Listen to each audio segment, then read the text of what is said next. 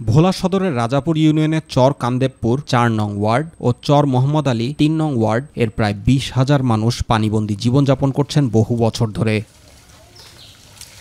দুটি গ্রামে ৩টি সরকারি প্রাথমিক স্কুল থাকলেও রাস্তাঘাট না থাকায় ছাত্রছাত্রীরা যেতে পারছেন না স্কুলে। বেড়িবাঁধ না থাকায় নদীর জোয়ার এবং ভাটার সাথে হিসেব করে চলতে হয় দুই গ্রামের মানুষের, যার ফলে ব্যাহত হচ্ছে বিদ্যালয়ের শিক্ষকদের পাঠদান। জোয়ারের পানি প্রবেশ করছে বিদ্যালয়ের ভেতরে। আমাদের ১ রান পর্যন্ত পানি দিয়ে ভিজা যাইতে হয়, আবার ভিজা আসতে হয়।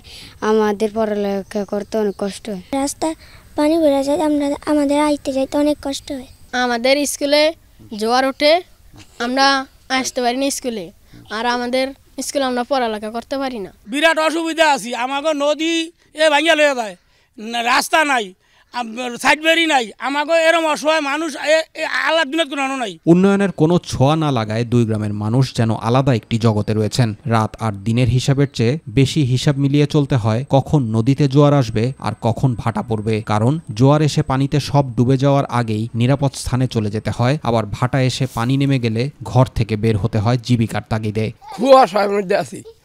এই একটা স্কুল আছে, এই মসজিদ আছে, মাদ্রাসা আছে, ওরা না যাওয়া করতে পারে না পানির লিগা। মানুষ যে মারা যাইব মাটি দিবে এমন কোনো জায়গা নাই, পানিতে ডুবে থাকে, সব সময় পানিতে ডুবে থাকে। কোনো রাস্তাঘাট নাই, স্কুল নাই, কলেজ নাই, পড়ালেখা করতে পারে না। এবার মায়ের বিয়ে দিতেও পারি না, ছেলেও বিয়ে করতে পারি না। আমরা রাস্তাঘাট চাই, দেশ উন্নত চাই।